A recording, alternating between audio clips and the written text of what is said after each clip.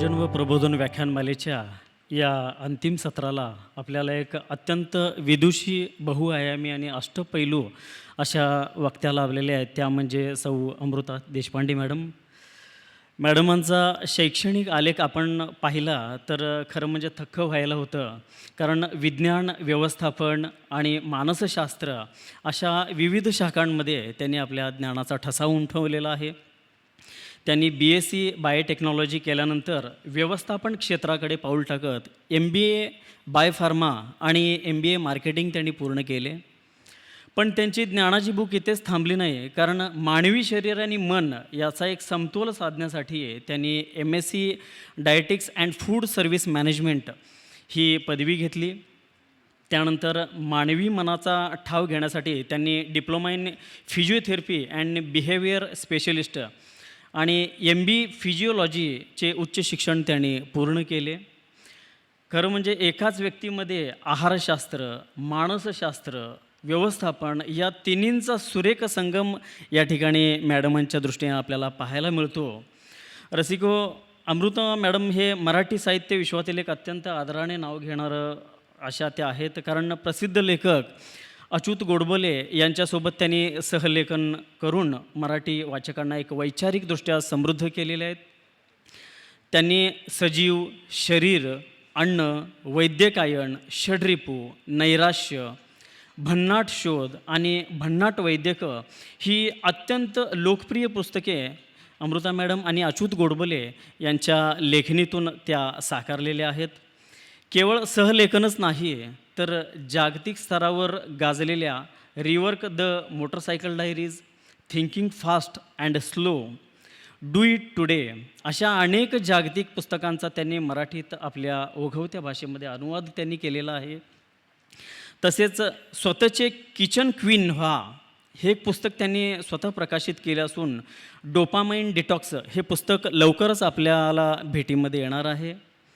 त्याचप्रमाणे विविध नामांकित वृत्तपत्रांमध्ये जसं महाराष्ट्र टाइम्स, लोकमत, प्रभात, दिव्य मराठी यामध्ये 200हून अधिक अभ्यासपूर्ण लेख त्यांचे प्रसिद्ध झालेले आहेत.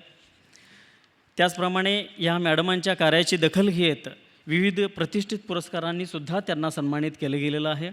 त्यामध्ये मराठी विज्ञान परिषदेकडून त्यांच्या शरीर या पुस्तकासाठी 2022मध्ये डॉक्टर रा.वी. साठे हा त्यांना पुरस्कार दिला गेला.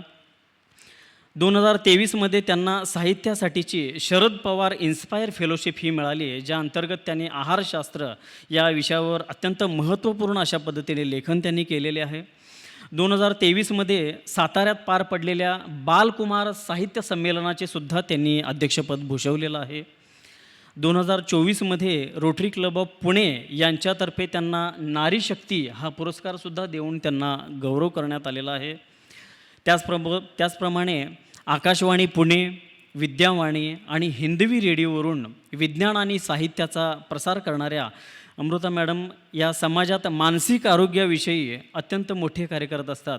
त्यांनी थेट डॉक्टरांना सायकोथेरपीचे प्रशिक्षण देण्यास त्यांनी त्यांच्या कार्यशाळा वगैरे घेत असतात. अशा अनेक नामांकित शैक्षणिक व्यावसायिक संस्थांमध्ये त्या तणावमुक्ती आणि सदृढ जीवनशैली यावर त्या व्याख्यान देत असतात. त्यामुळे जास्त वेळ न घेता आता मी मॅडमांना विनंती करतो की त्यांनी आपले विचार मांडावेत. असलेले प्रेक्षक, फक्त प्रेक्षक नाहीत, सुजाण प्रेक्षक, आपले उपमहापौर अनिल सर, विरोधी पक्षनेते उदयसिंह पाटील सर, मनोरंजन मंडळ श्री दगडूलाल मर्दा फाउंडेशन आणि रोटरी क्लब ऑफ इचलकरंजी या तिन्ही संस्थांच्या संयुक्त विद्यमातून हा कार्यक्रम होत आहे. यानंतर इथले अध्यक्ष समीर गोवंडे सर, बोरगावकर सर आणि सगळे सहप्रायोजक श्रद्धा इन्स्टिट्यूट आणि त्यांचा हा हॉल, या सगळ्यांचे मी आभार मानते. विशेषतः संजय होगाडे सरांचे पण मी आभार मानते. इचलकरंजीमध्ये माझे कोणीही नातेवाईक नाहीत, काका, मामा, आत्या कोणीही नाही आहेत. त्यामुळे सुट्टीत मामाच्या गावाला जाऊया आणि रेशीम वगैरे घेऊया असं काही माझ्या बाबतीत आणि इचलकरंजीच्या बाबतीत होणं शक्य नाही. त्यामुळे या बहाण्याने मला कधीही इचलकरंजीला येता आलं नाही. पण आपण कितीही नाही म्हटलं तरी एखाद्या ठिकाणचा आणि तिथल्या माणसांचा आपलं नातं जुळणं हे योगायोगच असतो आणि तो योग आपल्याला टाळता येत नाही असं मला वाटतं आणि ती प्रचिती मला आज इथं आल्यावर येते आहे. संजय होगाडे सरांनी मला इतक्या प्रेमाने इथं बोलवलं. मुख्य म्हणजे मागच्या वर्षीही त्यांनी मला इथे बोलवलं होतं, पण काही वैयक्तिक अडचणींमुळे मला येता आलं नाही. पण ते लक्षात ठेवून त्यांनी यावर्षीही तितक्याच आग्रहाने मला बोलवलं. त्यामुळे मला इथे आपल्या प्रेमासाठी यावंच लागलं आणि मला यात खूप आनंद आहे आणि मी तुमच्या सगळ्यांशी त्यासाठी खूप आभारी आहे. इचलकरंजी ही खरं म्हणजे औद्योगिक, सांस्कृतिक आणि ऐतिहासिक नगरी आहे. इथे राजवाडा पण आहे एक, तो बघायची इच्छा खूप आहे. इथली माणसं अत्यंत चोखंदळ आहेत आणि जिज्ञासू आहेत. हे मला काही लोकांशी बोलताना जाणवलंच. पण इचलकरंजी ही नगरी, महानगरपालिका, इथले सगळे नागरिक हे इतके रसरशीत आहेत की आता कोणता प्रोग्राम संपतोय, उद्यापासून काय सुरू आहे, परवा काय आहे, पुढच्या महिन्यात काय आहे आणि कुणी कुणी काय काय करायला पाहिजे, कोणकोणता कार्यक्रम करायला पाहिजे, यामध्ये ही इतकी मंडळी रममाण झालेली ही मी दुसरीकडे कुठेही बघितली नव्हती. हे इचलकरंजीमध्येच मी पाहायला मिळाली. त्यामुळे मला पुन्हा पुन्हा यायला आवडेल. थँक्यू.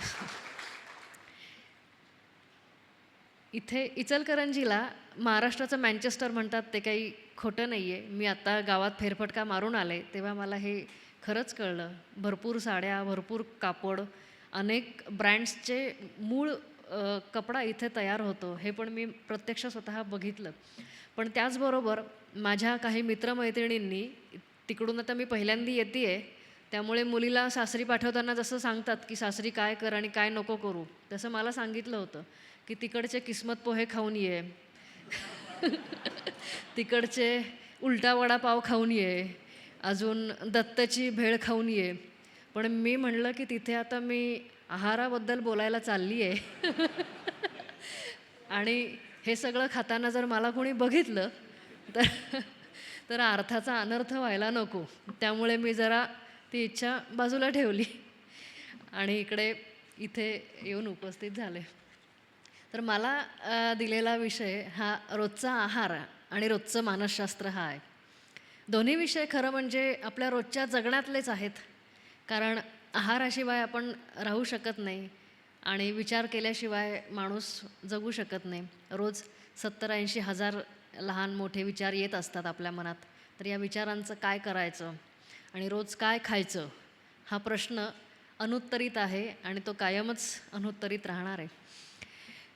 छांदोग्य उपनिषदामध्ये एक सुभाषित आहे, आहार शुद्धौ सत्वशुद्धी, सत्वशुद्धौ ध्रुवा स्मृती. म्हणजेच आहार शुद्ध असेल तर मन शुद्ध होतं आणि मन शुद्ध झाले की विचार चांगले होतात, विचार चांगले झाले की स्मरणशक्तीसुद्धा स्थिर राहते. याचाच आपल्याला आज अनुभव येणार आहे आणि तो कसा, म्हणजे आहार चांगला असल्यानंतर पुढच्या सगळ्या गोष्टी कशा छान होतात हे आपण आज बघूया.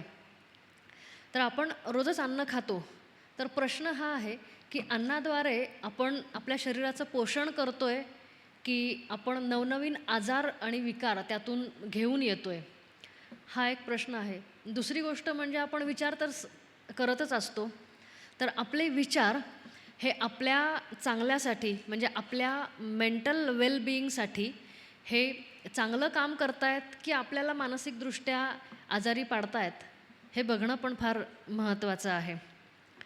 त्यामुळे आहारशास्त्र आणि मानसशास्त्र या दोन्ही विषयामध्ये काही मूलभूत तत्त्व अशी आहेत का की जी काही मूलभूत तत्त्व 3-4 छोटीशी आपल्याला समजली की आपल्या आयुष्यातले 90% प्रश्न सॉल्व्ह होतील, असं काही आपण आज बोलू शकतो का, सांगू शकतो का, हा विचार मी केला.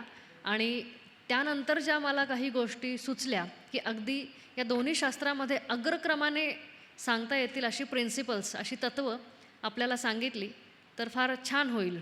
आणि मला पण काहीतरी आपल्याला दिल्याचं समाधान मिळेल आणि आपल्याला पण काहीतरी आपण घेऊन चाललो आहे घरी असं वाटेल, तर ते मी आज मांडणार आहे. पण मला कल्पना आहे, व्याख्यानमालेचं हे 48वं वर्ष आहे आणि हा आजचा 10वा दिवस आहे. माझ्या पूर्वी मागचे 9 दिवस अनेक रथी महारथींनी इथं येऊन खरोखरच आपली मनं जिंकली आहेत. आपल्याला खूप मनोरंजन केलेलं आहे आणि ते मनोरंजन खूप उच्चतम पातळीवरचं होतं ह्याची मला पूर्ण कल्पना आहे. त्यामुळे आजचं आपलं व्याख्यान हे कदाचित खूप मनोरंजनाचं होणार नाही, पण ते थोडंसं उद्बोधक आणि थोडंसं काहीतरी आपल्याला चांगलं देऊ पाहील याची मी काळजी घेणार आहे. त्यामुळे मला असं एक वाटलं की आयोजकांना बहुधा कल्पना आली असेल, म्हणजे बहुधा नाही, कल्पना आहेच त्यांना, की आता मनोरंजन भरपूर झालं, इचलकरंजीकरांनी आपल्या मानसिक आणि शारीरिक तब्येतीकडे थोडं लक्ष द्यावं असं बहुधा आयोजकांना वाटलं असावं. त्यामुळे एक हुशार आई जसं बाळाला पहिल्यांदा मधाचं बोट चाटवते, नंतर पुढच्या क्षणी औषधाचं बोट चाटवते, तसं शेवटचं व्याख्यान हे आरोग्याबद्दल ठेवून त्यांनी एक चाणाक्ष मातेची भूमिका बजावली आहे असं मला आता जाणवतं आहे. तर आपला पहिला भाग असा आहे की रोजचा आहार. पण आपण टी व्ही बघत असतो, मोबाईल बघत असतो, रील्स वगैरे हे सगळं तर खूप चाललेलं असतं. सगळीकडून माहितीचा भडीमार होत असतो की आपण काय खायचं, काय नाही खायचं. कोणी म्हणतं भात खाऊ नका, कोणी म्हणतं ब्रेड खाऊ नका, कोणी म्हणतं तूपच खा, कोणी म्हणतं उपास करा, कोणी आणखी काय काय बरेच आहार आहेत, आहाराचे प्रकार आहेत, जीवनशैली आहेत, वेगवेगळे आजार असतील तर काय आहार पाहिजे, काय नको, असं खूप सांगणाऱ्या गोष्टी आहेत. पण आहाराची काही मूलभूत तत्त्व आहेत, 2 ते 3 तत्त्वच मी सांगणार आहे आणि आपण मानसशास्त्रातल्या तत्त्वांकडे जाणार आहोत. तर आहाराचं पहिलं तत्त्व हे आहे की सगळ्यांना सारखाच आहार चालत नाही. म्हणजे घरातल्या प्रत्येकाला वेगवेगळा आहार घ्यावा लागतो. तर तुम्हीच बघा, तुमच्या घरात किती माणसं आहेत? 3, 4, 5, 6 माणसं असतील. तर प्रत्येकाचं वय वेगळं आहे, जेंडर वेगळं आहे, म्हणजे काही स्त्रिया असतील, काही पुरुष असतील. प्रत्येकाचं जीवनशैली वेगळी आहे. लहान मुलं बाहेर खेळणारी असतील, कदाचित काही जणं ऑफिसमध्ये बसून काम करणारे असतील, काही जणांचं फिरती जीवनशैली असेल, काहींचे आजी आजोबा असतील, तर त्यांना कदाचित वयोमानामुळे शारीरिक हालचालींवर थोडंसं कमी झालेल्या असतील, त्यांना कदाचित डायबेटीस किंवा आणखीन बारीकसारीक आजार असतील. तर मग या सगळ्यांचा आहार हा एकच असून कसं चालेल? सगळ्यांनीच सारखंच प्रमाणात आणि सारख्याच प्रकारचे भाजी पोळी भात वरण असं खावं ही अपेक्षा आपण तरी का करावी? त्यामुळे पहिलं प्रिन्सिपल हे आहे की घरातल्या सगळ्यांचा आहार हा सारखा असून चालत नाही. मग आता तुम्ही म्हणाल की मग आहार सारखा नसायचा नको आहे, तर मग खायचं काय किंवा स्वयंपाक कसा करायचा? तर मग स्वयंपाक एकच असेल, पण त्यामध्ये प्रमाण आणि कॅलरीज या वेगवेगळ्या असतील. तर ते कसं हे आपण बघूयात.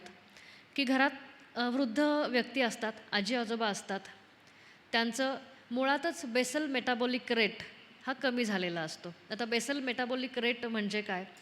तर आपण आपल्या शरीराला दररोजची शारीरिक इंटरनल म्हणजे आतली कामं करायला, म्हणजे किडनीला त्याचं काम करायला, मेंदूला त्याचं काम करायला, आतड्यांना त्यांचं काम करायला जी काही ऊर्जा लागते, त्या ऊर्जेचं रोजचं प्रमाण म्हणजेच बेसल मेटाबॉलिक रेट. तर बेसल मेटाबॉलिक रेट वयोमानानुसार कमी झालेला असतो.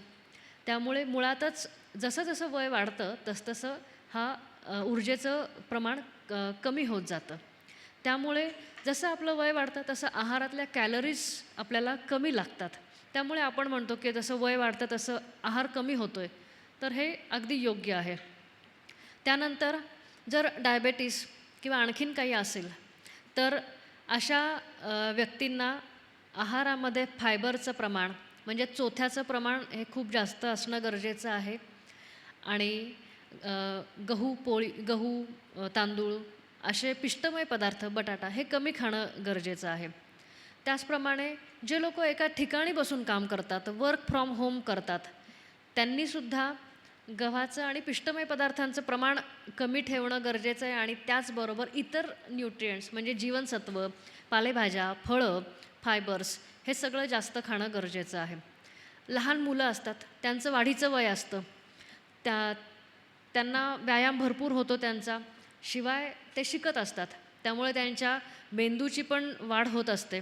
त्यामुळे त्यांना ऊर्जा तर भरपूर लागतेच, शिवाय त्यांना प्रथिनं भरपूर लागतात, शिवाय त्यांना इतरही न्यूट्रिएंट्स म्हणजे जीवनसत्व, खनिज आणि चोथा आणि पाणी हे सुद्धा सगळं भरपूर लागतं मुलांना. त्यामुळे आणि काही फिटनेस फ्रेक असतात, भरपूर व्यायाम करतात, अशा व्यक्तींना आहारामध्ये कॅलरीज पण थोड्या जास्त लागतात आणि प्रोटीन्ससुद्धा भरपूर लागतात. तर सांगायचा हेतू हा की प्रत्येकाने स्वयंपाक जरी सारखाच असला तरी प्रत्येकाने किती खावं आणि कोणकोणते पदार्थ जास्त घ्यावेत, कोणते पदार्थ कमी घ्यावेत, हे मात्र प्रत्येकाचं थोडंसं वेगळं आहे. तर आता आपण एक साधा विचार करू. साधा आपलं कधीतरी उपास असतो, कधीतरी आपण नैवेद्य दाखवतो. तर आपण साधं घरामध्ये भात, वरण, भाजी, पोळी, एखादी कोशिंबीर आणि एक नैवेद्याचं शिरा नाही तर खीर असं काहीतरी केलेलं असतं. तर मग जे घरातले वृद्ध व्यक्ती आहेत त्यांनी वरण किंवा जिथे पनीर, डाळी, उसळी ह्या गोष्टी थोड्याशा आपल्याला जशा पचतील तशा पण शिजवलेल्या खाव्यात. त्यानंतर त्यांनी भात आणि पोळी ह्याची मात्रा थोडी कमी ठेवावी. आणि इतर गोड किंवा डायबिटीज असेल तर गोड तर खाऊ नये, पिष्टमय पदार्थ पण खाऊ नये. हाच प्रकार जे बैठे कामं करतात त्यांनी पण करावा. पण लहान मुलांना मात्र गोड पदार्थ जर म्हणजे खूप लहान नाही, एक 8-10 वर्षापासून पुढे लहान असतील तर त्यांना एनर्जी खूप जास्त पाहिजे असते, ऊर्जा जास्त पाहिजे असते, त्यांना गोड पदार्थ द्यावेत. पण ते सुद्धा अगदी तुपात लथपथलेला शिरा किंवा असे प्रकार न देता सकस, त्यातल्या त्यात सकस गोड पदार्थ, ड्रायफ्रूट्सचे लाडू किंवा असं काहीतरी जरूर द्यावं. त्यामुळे त्यांची एनर्जी भरून निघते, कारण त्यांना कॅलरी खूप जास्त लागत असतात आणि तितक्या कॅलरीज आपण 3-4-5 पोळ्या खाऊनसुद्धा देऊ शकत नाही. मग होतं काय की मुलांचं पोट भरतं पण त्यांचं न्यूट्रियंटची गरज पूर्ण होत नाही. ही एक गोष्ट. म्हणून स्वयंपाक एकच, पण प्रमाण आणि निवड वेगवेगळी असायला पाहिजे. त्यानंतर दुसरा मुद्दा हा आहे की भारतात प्रोटीनची कमतरता आहे सगळ्याच व्यक्तींमध्ये. भारतातल्या 10 पैकी 9 व्यक्ती ह्या प्रथिनांना कमी आहेत, प्रथिनं कमी आहेत त्यांच्या शरीरामध्ये. 72 ते 75% लोकांना प्रथिनांची डेफिशियन्सी आहे. याचं कारण म्हणजे आपला आहार हा कार्बोहायड्रेट्सनी संपृक्त आहे.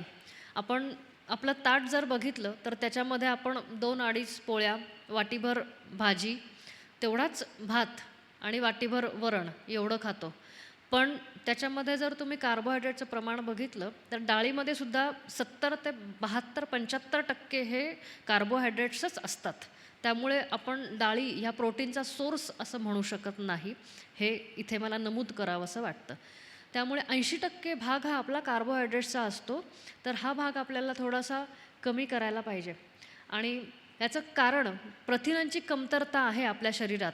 याचं कारण काय हे मी काय तुम्हाला म्हणत नाही की तुमचं काहीतरी चुकलं आहे किंवा आणखीन काहीतरी. तर याचं कारण असं झालं, हे आपल्या हरित क्रांतीमध्ये याचं कारण येतं. 1965-60च्या दशकामध्ये भारत जेव्हा नुकताच स्वतंत्र झाला होता आणि आपली लोकसंख्या खूप वाढायला लागलेली होती, तेव्हा भारतापुढे एवढ्या सगळ्या लोकांची भूक भागवणं हा खूप मोठा प्रश्न होता. तेव्हा भारतामध्ये हरित क्रांती आणली आणि तेव्हा गव्हाचं आणि तांदळाचं उत्पादन हे खूप मोठ्या प्रमाणावर व्हायला सुरुवात झाली. गहू आणि तांदूळाला खूप मोठ्या प्रमाणावर सपोर्ट केला गेला. त्यामुळे रेशनवर ही धान्य मिळणं सोपं झालं, गहू तांदूळ मिळणं सोपं झालं. त्यानंतरच्या काळातही ही धान्य परवडण्यासारखी झाली. ही धान्य मिळायला सोपी झाली. पण त्या कंपॅरिझनमध्ये, त्या प्रमाणामध्ये डाळी, ज्वारी, बाजरी, नाचणी, रागी यांच्यासारखी तृणधान्य मात्र महाग झाली. शिवाय ती खाणं म्हणजे आत्ता मधल्या काळामध्ये ती खाणं म्हणजे काहीतरी आपण जुनं पानं खातोय किंवा काहीतरी कमी दर्जाचं खातोय असा एक समज निर्माण झाला होता. तर तो समज आपण आता काढून टाकूयात. शिवाय अजून एक कारण म्हणजे आपण घरात आपल्याला आपण म्हणतो की घरचं जेवण हे फार चांगलं आहे. तर घरचं जेवण चांगलं आहे ते कोणत्या दृष्टीने ते आपण बघूया. घरचं जेवण ताजं असतं, काही त्याच्यात प्रश्नच नाही. घरचं जेवण हे सकस असतं. सकस म्हणजे ते शिळं नसतं किंवा जे जे काय आहे त्याच्यातले जे काही न्यूट्रिएंट्स आहेत तर ते पूर्ण असतात. त्याच्यामध्ये भेसळ नसते. पण आहारशास्त्राच्या दृष्टीने घरातलं जेवण संतुलित आहे का? हा मात्र प्रश्न आहे. त्यामुळे आपलं ताट आपण बघावं आणि त्याच्यामध्ये 80% जर कार्बोहायड्रेट्स असतील, कर्बोदकं असतील, तर ते प्रमाण कमी करावं. हे झालं घरातलं अन्न. तर बाजारात आपण काय खातो? बाजारातले पदार्थ काय आहेत सध्या ते जर बघितले तर बिस्किट, ब्रेड, खाकरे, शेवया, कुरडया, पापड्या, टोस्ट, पॅटिस हे सगळ्या गोष्टी. हे सगळे काय आहेत?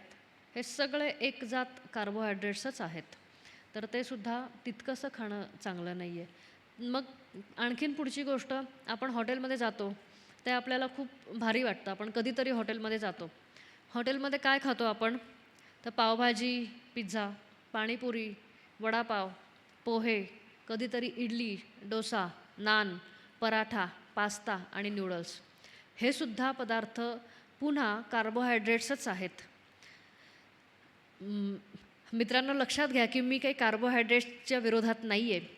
पण कार्बोहायड्रेट्स हा घटक हा इतका पण महत्त्वाचा नाही आहे की त्यांनी सगळंच आपलं पोट भरावं. इतरही घटक खूप महत्त्वाचे आहेत आणि भारतातल्या व्यक्तींचं, लोकांचं मसल मास हे कमी होत चाललं आहे. जागतिक स्तरावर आपण बघितलं तर आपण ज्याला ग्रिप म्हणतो की आपण जर एखादी वस्तू घट्ट पकडायची म्हटली तर भारतीय माणसाची ग्रीप हा जगातल्या इतर देशांच्या मानाने कमी पकड आहे. आपली पकड ढिली झालेली आहे कोणत्या पण गोष्टींवरची, म्हणजे वस्तूंवरची. हे एक महत्त्वाचं कारण आहे. त्यानंतर इंडियन पॉट बेली नावाचा एक प्रकार आहे. म्हणजे भारतीय म्हणजे स्त्रिया काय किंवा पुरुष काय हे दिसायला कृश दिसतात, दिसायला काय खूप जाड दिसत नाहीत, पण पोट मात्र प्रत्येकाला असतं. त्याचं कारण हे आहे, हे जे सांगते आहे कार्बोहायड्रेट त्याचं कारण हे आहे कार्बोहायड्रेट्स. आणि हे वैयक्तिक नाही आहे, त्याचं कारण हे हरित क्रांतीमध्ये आहे आणि तेव्हा आपल्या सरकारला हे करावं लागलेलं होतं. त्याचे परिणाम आता दिसायला लागलेले आहेत, बाकी काही कारण नाही आहे. पण मग आता ह्याच्यावर उपाय काय? तर ह्याच्यावर उपाय हा आहे की आहारामध्ये प्रथिनांचं प्रमाण वाढवणं. म्हणजे किती वाढवायचं? तर ते मात्र आपल्याला भरपूर वाढावं लागेल. आपलं वजन जेवढं आहे तितके ग्रॅम कमीत कमी आपल्याला प्रोटीन खाणं गरजेचं आहे. ते पण जो व्यक्ती बसून काम करतोय, बाकी काहीही करत नाही आहे, तो फिरतीचं काम नाही आहे, व्यायाम नाही आहे किंवा मैदानी खेळ नाही आहे, अशा व्यक्तीला जेवढे वजन किलोमध्ये तेवढं प्रोटीन ग्रॅममध्ये खाणं गरजेचं आहे. पण त्याच्यातून ॲडिशनल म्हणजे वाढीव जर तुम्ही व्यायाम करत असाल, जर तुम्ही फिरतीचं काम असेल, जर तुमचं वाढतं वय असेल लहान मुलांचं, तर त्यांना प्रोटीन जास्त लागतात. तर मग हे प्रोटीन्स येतात कुठून? तर हे लक्षात घ्यायला पाहिजे. शाकाहारी पदार्थांमध्ये पनीर, टोफू, उसळी, दूध, दही आणि डाळी या सगळ्या गोष्टींमधून प्रथिनं येतात. पण मी खूप खोलामध्ये पण शिरत नाही. ह्याच्यातून कशातून किती प्रोटीन्स येतात ते थोडंसं आपण अभ्यास करावा आणि मग किती काय खायला पाहिजे हे पण आपण थोडंसं वैयक्तिक पातळीवर बघावं, अशी एक माझी तुम्हाला विनंती आहे. त्यानंतर फक्त प्रोटीन खाऊन पण चालत नाही. अनेक लोक म्हणतात की प्रोटीनमुळे मला गॅस होतात, पोट फुगतं, अमुक होतं, तमुक होतं. पण मुळात प्रोटीन काही गॅस करत नाही. प्रोटीन काही तुम्हाला जुलाब करवत नाही किंवा पोट फुगवत नाही किंवा काही होत नाही. प्रोटीन त्याच्यासोबत तुम्ही जर दही, थोडंसं ताक किंवा फायबर, कोशिंबीर असं काही खाल्लं तर तुम्हाला प्रोटीन्स पचायला खूप सोपे होतात. त्यामुळे प्रत्येक जेवणामध्ये थोडंसं का होईना 2 चमचे का होईना दही पाहिजेच पाहिजे, कोशिंबीर पाहिजेच पाहिजे. तर तुम्ही जे खात आहात ते प्रोटीन तुम्हाला अंगी लागेल. आणि त्याचबरोबर नॉनव्हेज आहारामध्ये तर अंडी, त्यानंतर चिकन आणि इतर पण पदार्थ आहेतच, की जे आपल्याला प्रोटीनची भूक किंवा प्रोटीनची गरज आपली पूर्ण करेल. तर हे नेहमी लक्षात ठेवून आहार आपला करायला पाहिजे. एक छोटीशी ट्रिक सांगते मी तुम्हाला, की तुम्हाला प्रोटीनची डेफिशियन्सी आहे का, हे समजण्यासाठी. आपण जर जेवण केल्यानंतर तुम्हाला जर गोड खावंसं वाटत असेल किंवा आपल्याला असं वाटेल की काहीतरी गोड खायचंच खायचं आहे आता, किंवा आता आज छान आज गुलाबजामचं जेवण केलं, छान आम्रखंडाचं जेवण केलं, किंवा कधी एकदा जाऊन मी गोड खातो आहे, कोणता तरी सण येतो आहे आणि मी गोड खातो आहे, असं जर होत असेल तर आपल्याला प्रोटीनची कमतरता आहे हे समजून घ्यावं. आणि दुसरं लक्षण म्हणजे पोट भरल्यानंतरही आपल्याला जर भूक होत असेल, म्हणजे जेवण केलं आहे तुम्ही, त्यानंतर 1-1.5 तासाने सुद्धा पुन्हा भूक लागल्यासारखं वाटत असेल आणि तुमच्या मेंदूला हे पटतं आहे की मी जेवढं खायला पाहिजे तेवढ्या क्वांटिटीमध्ये जेवण केलेलं आहे, तरी पण मला भूक लागल्यासारखं वाटतं आहे, मध्ये काहीतरी खावंसं वाटतं आहे, तर हे क्रेव्हिंग होणं हे प्रोटीन डेफिशियन्सीचं एक शुअर शॉट लक्षण आहे.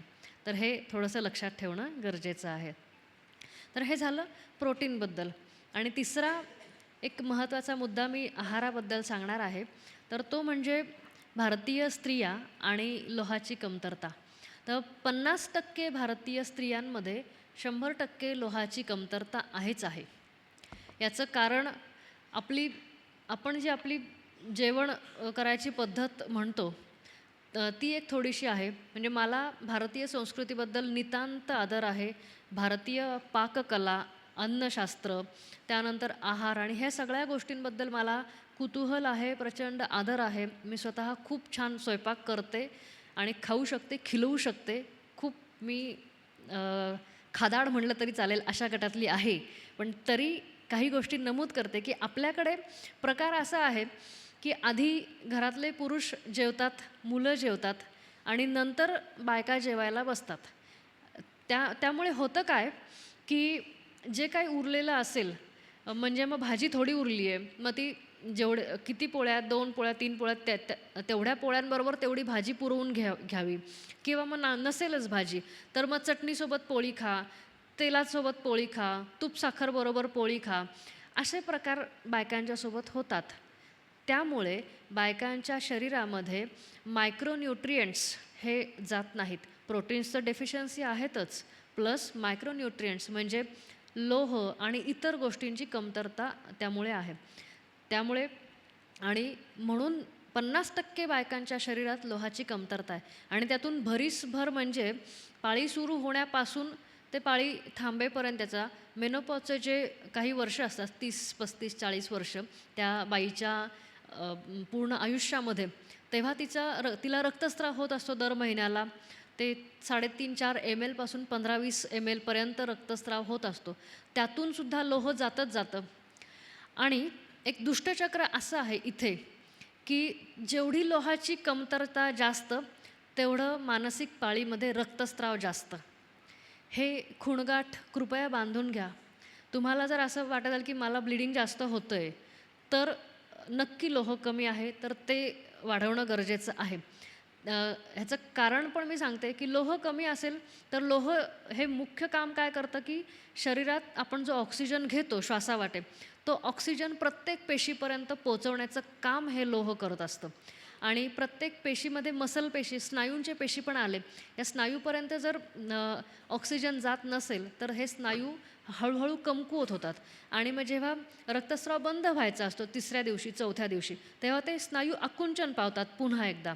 आणि त्या रक्तवाहिन्या, छोट्या छोट्या ब्लड कॅपिलरीज त्याला आपण म्हणतो, केशवाहिन्या, त्या बंद होत नाहीत, कारण हे स्नायू तिथे कमकुवत झालेले असतात. आणि ह्या रक्तवाहिन्या बंद झाल्या नाही तर ते रक्तस्राव चालू राहतं. आणि पुन्हा रक्तस्राव चालू राहिला की पुन्हा लोहाची कमतरता निर्माण होते. त्यामुळे हे दुष्टचक्र आहे.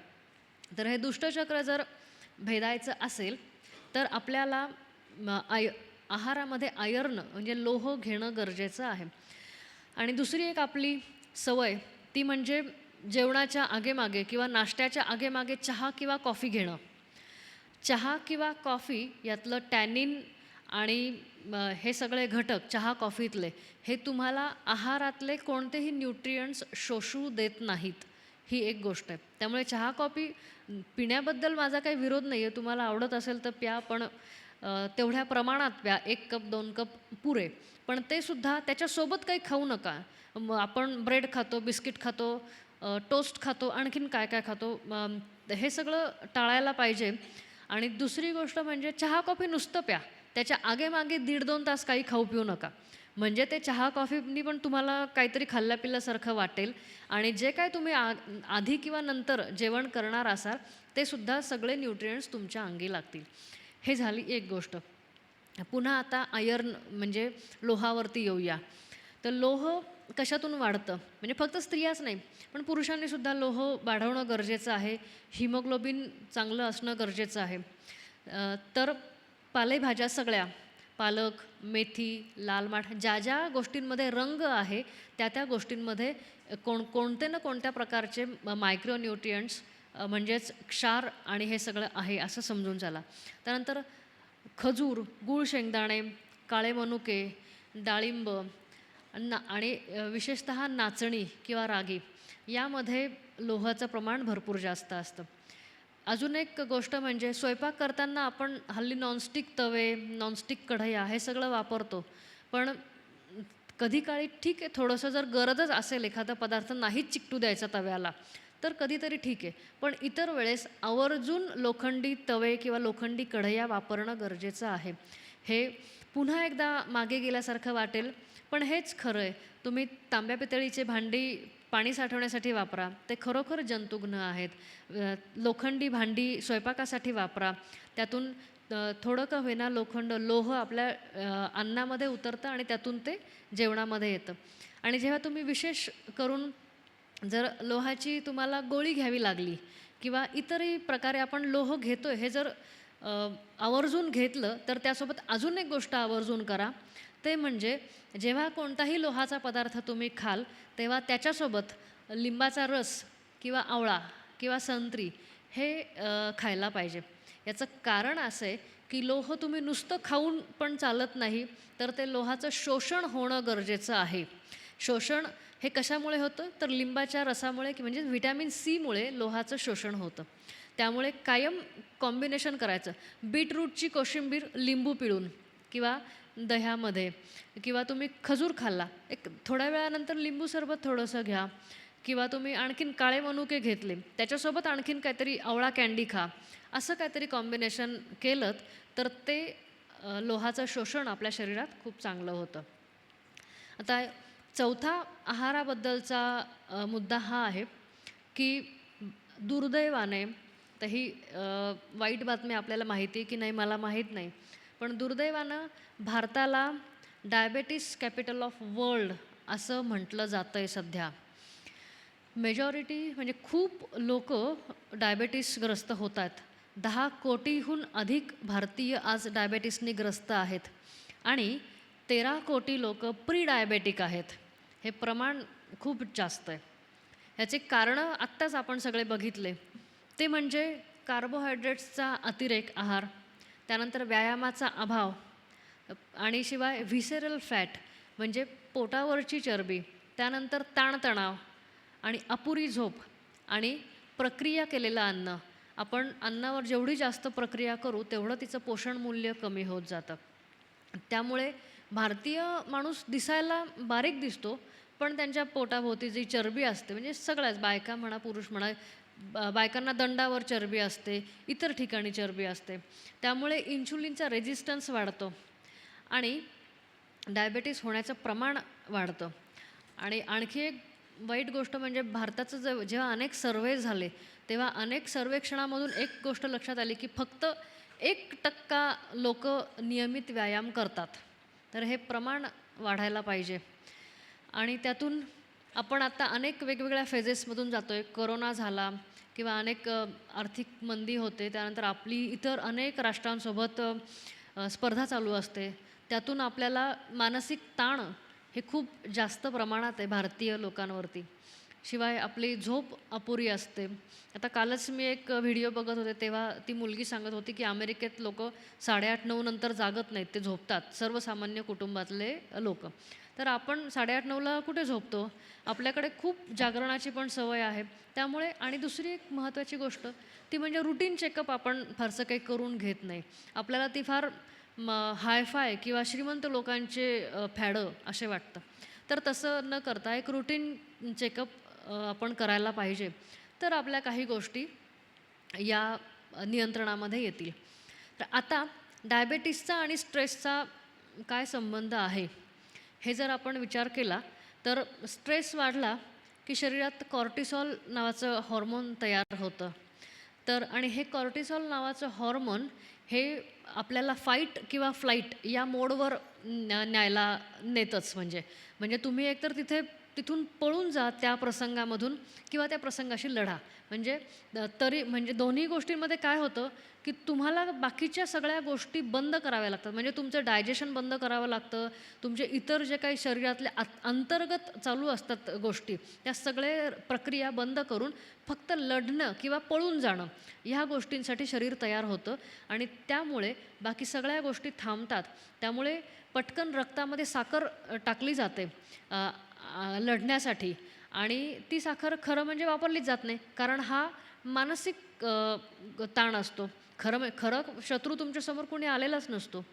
त्यामुळे आपण ताणतणावात असताना डायबेटीस होण्याची शक्यता खूप जास्त असते. अर्थात डायबेटीस हा काय ताप आला आणि ताप गेला अशी गोष्ट नाही आहे. हा जेव्हा ताण तुम्हाला अनेक वर्षानुवर्ष येतो आणि तुम्ही तो झेलत राहता आणि तो ताणतणाव कमी करण्यासाठी काहीही करत नाहीत, तेव्हा मात्र आपल्याला डायबेटीस होण्याची शक्यता वाढत जाते. थोडक्यात स्ट्रेस होतो म्हणून डायबेटीस होतो, डायबेटीस होतो म्हणून पुन्हा स्ट्रेस होतो, हे सुद्धा एक दुष्टचक्र आहे. आणि आता ह्या गोष्टीचा आणि ताणतणावाचा मानसिक ह्या गोष्टींचा संबंध कसा आहे हे थोडंसं मी सांगणार आहे. एक पुढचा भाग आपला थोडा मानसशास्त्राच्या संदर्भातला आहे. तर आता आपण ताण कसा येतो हे तर आपल्याला माहितीच आहे. तो म्हणजे आपल्या स्वतःच्या विचारांमुळे, स्वतःच्या अपेक्षांमुळे, तुलना करण्यामुळे आणि नियंत्रणाच्या बाहेर असलेल्या गोष्टी बदलायला जाण्याच्या अट्टाहासामुळे आपल्याला ताण येतो. पण भारतात किती लोकांना अशा प्रकारचा ताण येतो, किती लोकांना मानसिक काही ना काही त्रास आहेत. म्हणजे मी मानसिक त्रास म्हणजे मनोरुग्ण विचारत नाही आहे. मानसिक त्रास म्हणजे की आज माझं भांडण झालं, मला मूड नाही आहे, मी टेन्शनमध्ये आहे, आज माझ्याशी बोलू नकोस, आज माझ्या बॉसने मला काहीतरी ओरडलेलं आहे, तू अजून माझं चिडवू नकोस, किंवा आज माझ्या मित्रांशी भांडणं झालेले आहेत, त्याच्यामुळे मी आज अभ्यासच करणार नाही. असे संवाद हे आपल्याकडे कायम ऐकू येत असतात आपल्याला. त्यामुळे एक गोष्ट बघितली तर भारतामध्ये हा ताणतणावाचा इंडेक्स हा खूप वरचा आहे आणि त्याचमुळे भारतात हा हॅपीनेस इंडेक्स हा खूप कमी आहे. तर एक सांगायचा मुद्दा म्हणजे 147 देशांमध्ये 2026 सालचा हॅपीनेस इंडेक्समध्ये भारत 116 नंबरवर आहे. म्हणजे 147 देशांमधला आपला नंबर खाली आहे किती 116वा. आणि पहिला नंबर हा हॅपीनेस इंडेक्समध्ये फिनलँडचा आहे आणि अफगाणिस्तानाचा नंबर शेवटचा आहे. आपण तिथे कुठेतरी जवळपास आहोत. 116 म्हणजे खूप खालची रँक आहे आपली. तर हा हॅपीनेस इंडेक्स कसा मोजला जातो? तर हा हॅपीनेस इंडेक्सचे 6 हे आहेत, निकष आहेत. तर ते निकष म्हणजे आपला GDP काय आहे. सुदैवाने आपला GDP सध्या वाढतो आहे, त्यामुळे हा निकष खूप चांगला चालू आहे. त्यानंतर सामाजिक पाठबळ. आता आपल्याकडे कठीण काळामध्ये आपल्याला मदत करणारे मित्रमैत्रिणी किती आहेत? सुदैवाने इचलकरंजीमध्ये ते खूप असतील. कारण तुमची मी आत्ता बघितलं खूप वर्तुळ खूप चांगलं आहे. लोकं खूप चांगलं बोलत असतात एकमेकांबद्दल, खूप ओळखी आहेत आणि सदैव तत्पर असतात. पण खूप मोठ्या गावांमध्ये किंवा हल्ली तर तरुण मुलांमध्ये पण हे व्हायला लागलं की तू कोण आणि मी कोण, काम झालं विषय संपला, रात गई बात गई, अशा गोष्टी खूप चालू आहेत. त्यामुळे सामाजिक पाठबळ म्हणजे सोशल सपोर्ट मिळणं हळूहळू दुरापास्त होत चाललं आहे. हा दुसरा क्रायटेरिया होता. तिसरा क्रायटेरिया म्हणजे आरोग्यदायी आयुर्मान. Life expectancy, healthy life expectancy किती आहे. म्हणजे वय तर वाढत जाणार आहे ही गोष्ट कबूल आहे. आपल्याला सुदैवाने आरोग्यशास्त्र खूप चांगलं झालं आहे, त्यामुळे आपल्याला निर्विवादपणे 70-80 वयापर्यंत आपण जगू शकतो आहे. पण हे जगणं किती हेल्दी आहे, आपण तितक्या काळापर्यंत किती उमेदीने घरातली तरी कामं करू शकतो आहे, स्वतःची कामं करू शकतो आहे, पूर्णपणे स्वतःवर अवलंबून राहून सगळंच्या सगळं कामं करू शकतो आहे, ही गोष्ट महत्त्वाची आहे. त्यानंतर चौथा मुद्दा म्हणजे जीवनामध्ये अनेक चॉईसेस असतात, की मला कुठे राहायचं आहे, मला कुठे नोकरी करायची आहे, मला काय बिझनेस करायचा आहे का, मला काय शिकायचं आहे, मला माझा जीवनसाथी कसा हवा आहे, मला मूल होऊ द्यायचं आहे की नाही किंवा कधी होऊ द्यायचं आहे. हे सगळे अनेक पर्याय असतात, की मला कोणत्या प्रकारचं अन्न खायचं आहे, मला व्यायाम करायचा आहे का. ह्या सगळ्या निवड करण्याचं स्वातंत्र्य आपल्याला किती आहे, त्या गोष्टीवरती ही गोष्टसुद्धा हा एकसुद्धा निकष आहे या गोष्टीचा. पण सुदैवाने आपल्याकडे हे थोडेफार चांगलं प्रमाण आहे, थोडंफार वाईट पण आहे. आता उद्या आपल्याला वाटलं की मुंबईत जाऊन राहायचं आहे, तर प्रत्येकालाच आर्थिकदृष्ट्या होऊ शकणार नाही. मला उद्या वाटलं की मला चांगल्या ठिकाणी नोकरी करायची आहे, पण दुर्दैवाने आपल्याकडचं नोकऱ्यांची परिस्थिती बघता प्रत्येकालाच नोकरी मिळतेच असंही नाही. त्यातून अनेक लोकं असे दिसतात की इंजिनियर आहेत, पण कुठेतरी कारकुनाची नोकरी आहे, किंवा कोणीतरी खूप शिकलेलं आहे, पण काय करणार, पगारच मिळत नाही. अशा काहीतरी तडजोड करावी लागणं ही आपल्याकडे खूप मोठी गोष्ट आहे. याचाच अर्थ आपल्याकडे खूप चॉईसेस नाही आहेत. म्हणजे आपल्याकडे निवडीचं स्वातंत्र्य त्या मानाने कमी आहेत. त्यानंतर उदारता, जेनरॉसिटी, दानशूरपणा आणि एकमेकांना मदत करण्याची वृत्ती. आता आपण ह्या 3 संस्थांच्या ह्याच्यावरती आज इथे या व्यासपीठावर मी उभी आहे, त्यामुळे मी हे म्हणू शकत नाही. पण एकूणच जर भारतातलं चित्र बघितलं तर दानशूरता, उदारता किंवा आपल्या ताटातली अर्धी भाकरी काढून देण्याची वृत्ती ही त्या मानाने कमी होत चाललेली आहे. आणि शेवटचा मुद्दा म्हणजे भ्रष्टाचाराबद्दलचा दृष्टिकोन, परसेप्शन ऑफ करप्शन. करप्शनबद्दल आपण किती काय बघतो, की करप्शन होणार आहे आपल्यासोबत, आपल्या देशामध्ये, आपल्या राज्यामध्ये किंवा नाही, याबद्दलचा दृष्टिकोन, या 6 निकषांमधून भारताचा हॅपीनेस इंडेक्स काढला गेला, तो बऱ्यापैकी कमी आलेला आहे. ह्याचे कारणं पण अनेक आहे.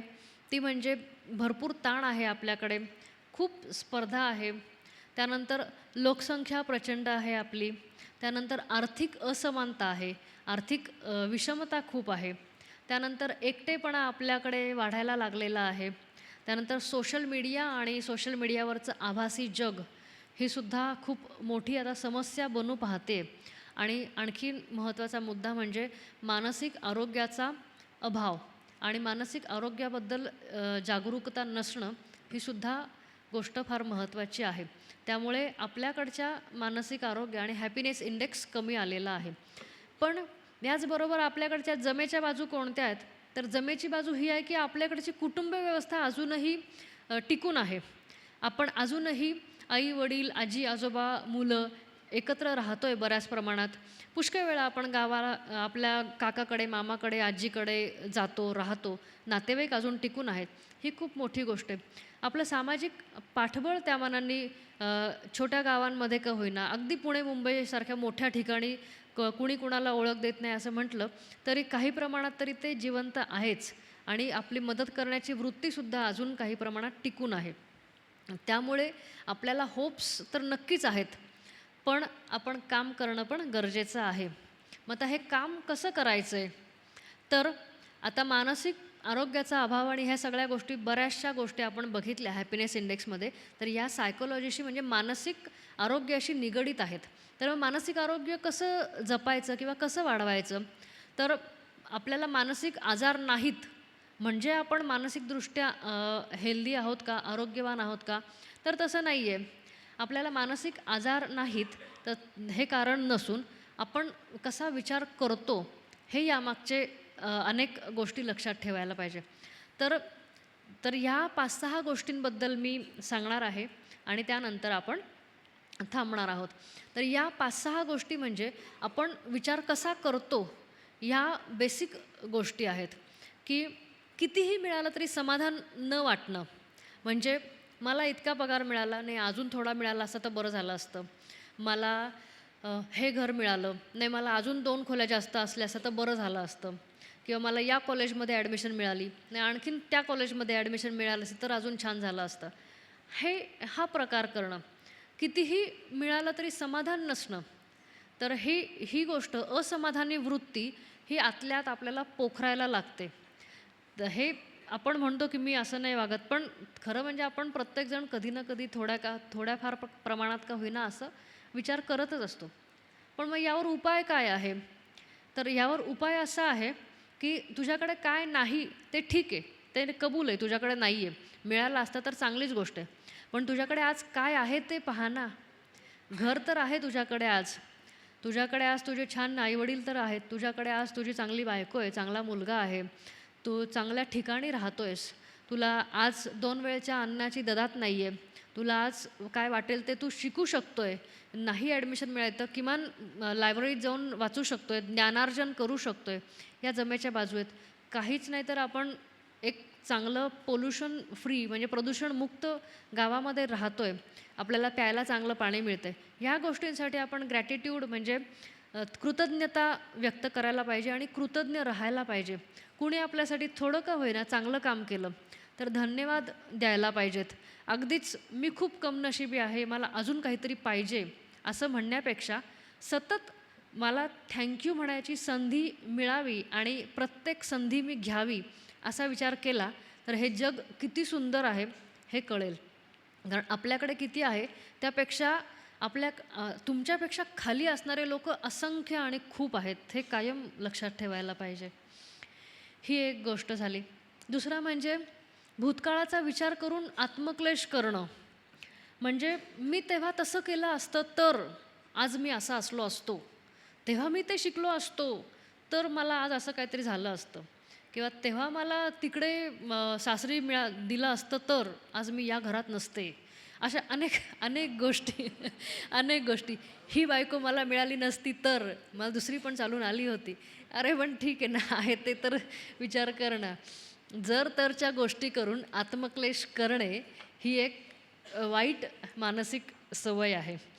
त्यामुळे आपण जगूच शकत नाही. म्हणजे सतत भूतकाळात राहतो आणि तो भूतकाळ बदलायचा प्रयत्न करत असतो मानसिकदृष्ट्या. म्हणजे मनातल्या मनात आपलं स्वतःशी भांडण चालू असतं की हा प्रसंग जर वेगळा घडला असता तर काय झालं असतं. ह्या गोष्टींचं आपण चरवण करणं, याला इनफॅक्ट इंग्लिशमध्ये चरवण याच अर्थ असं रुडिमेंटरी असाच अर्थाचा शब्द आहे. तर मग आपण एक झालं गेलं गंगेला मिळालं असं म्हणून पुढं का जात नाही. आपल्याकडचे म्हणे किती छान आहेत. झालं गेलं गंगेला मिळालं, आता पुढं काय ते बोला. ठीक आहे ना हे घर, आहे हे परिवार, आहे हे सगळं छान आहे. आता पुढं काय, कसं पुढे जायचं ते बघा आणि पुढे चला. आपण भूतकाळ बदलू शकत नाही. भविष्यकाळ थोडासा आपल्या हातात असतो, पण आपण राहत मात्र असतो वर्तमान काळात. तो वर्तमान काळ किती छान करता येईल हे बघणं आणि आहे त्या वर्तमान काळात आनंदाने राहणं, हे एवढं एकच गोष्ट आपल्या हातात असते. आणि दुसरी गोष्ट म्हणजे आपण स्वतःला त्रास देत राहतो. मी अभ्यास केला नाही, मी ते प्रयत्न केले नाही, मी असं केलं नाही, ते असं केलं. ठीक आहे, प्रत्येकाकडून चुका होत असतात. तुम्ही तुमच्या बेस्ट फ्रेंडनी किंवा अगदी जवळच्या माणसांनी जर एखादी चूक केली असती तर त्याला मोठ्या मनाने माफ केलं असतं. पण आपण आपल्या स्वतःलाच इतका त्रास देत असतो की बस. तर मी एक सल्ला देते अशा वेळेस की तुम्हीच स्वतःचे खूप चांगले मित्र बना. You should be your on best friend आणि स्वतःला माफ करून टाका. ठीक आहे, झालं. Thank you so much.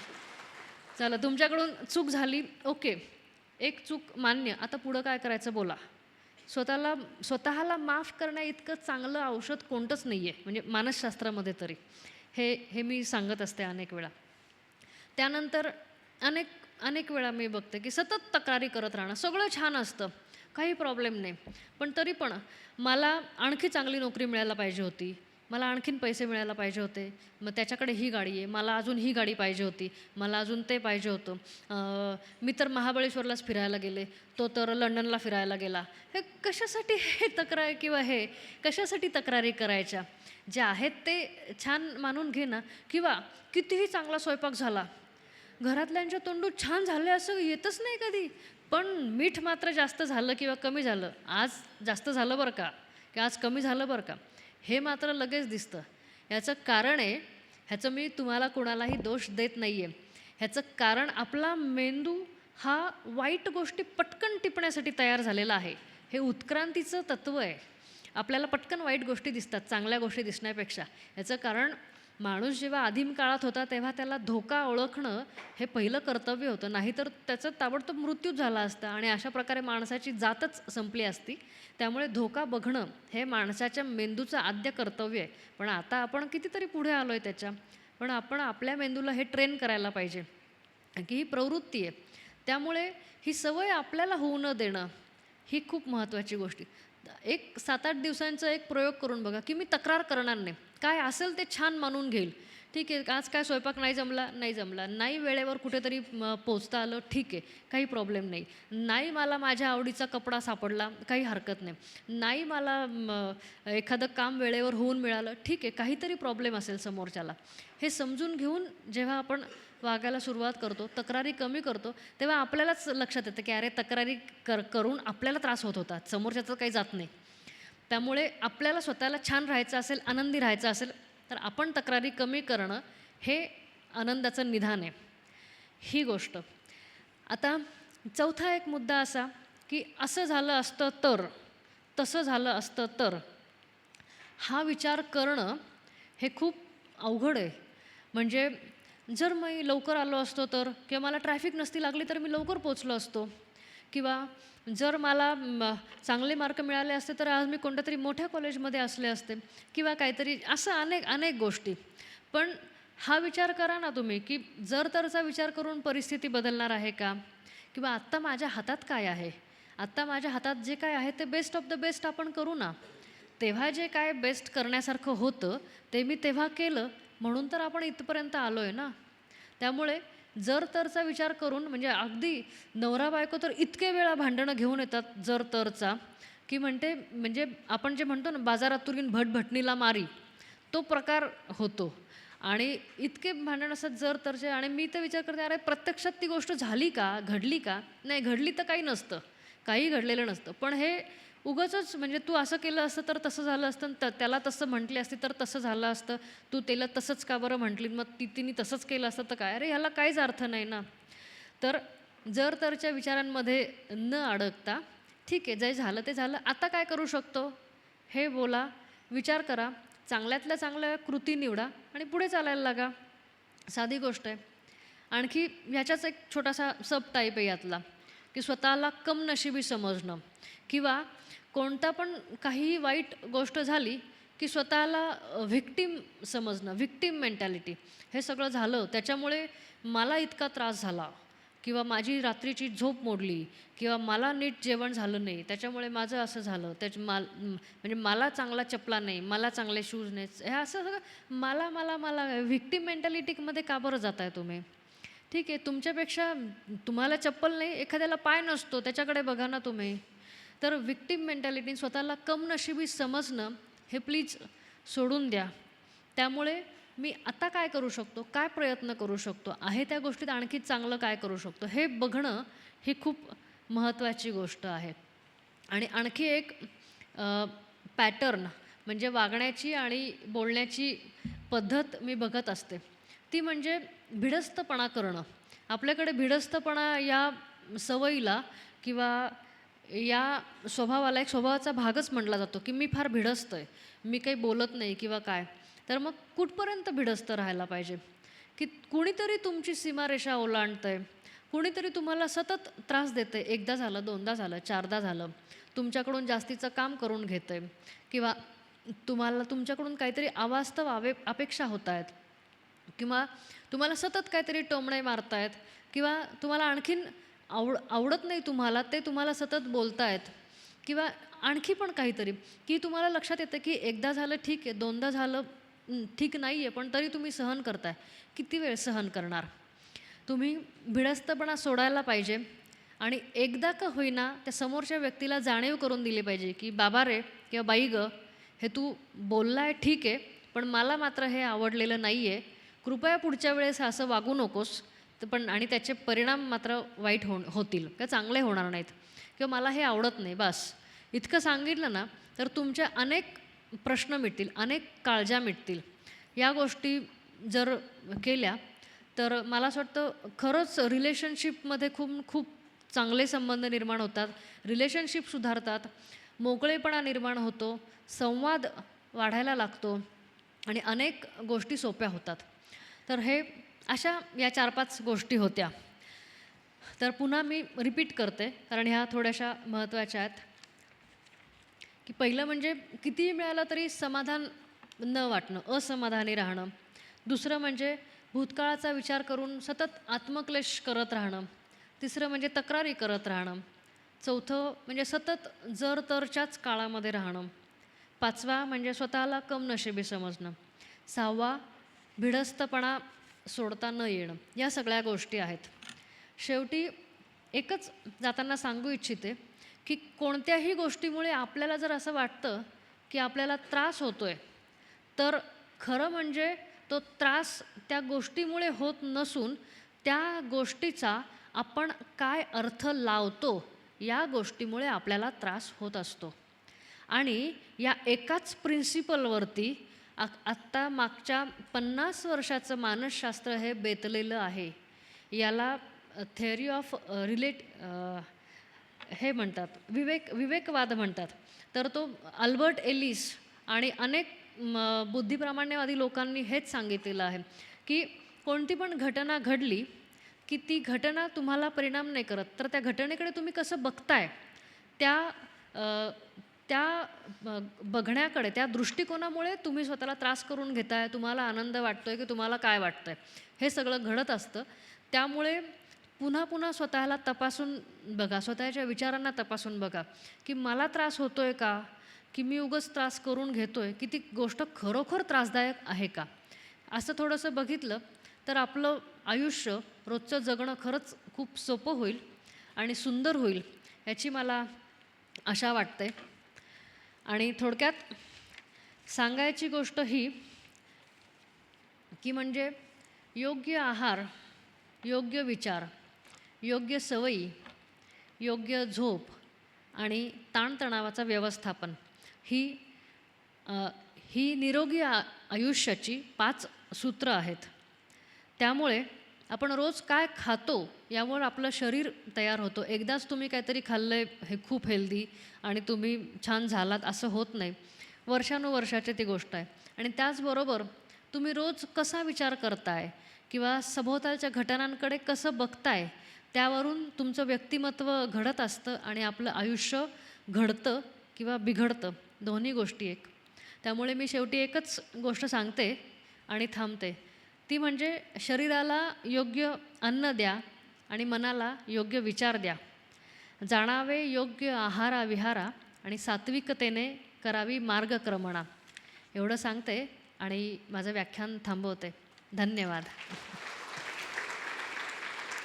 इंटरमिटंट फास्टिंगबद्दल तुमचं काय मत आहे? म्हणजे 8 तास 16 तास हे डेली केलेलं योग्य आणि आठवड्यातून एकदा 24 तास 36 तास किंवा 48 तास करावं की योग्य की अयोग्य, याच्याबद्दल थोडं गाईड करा.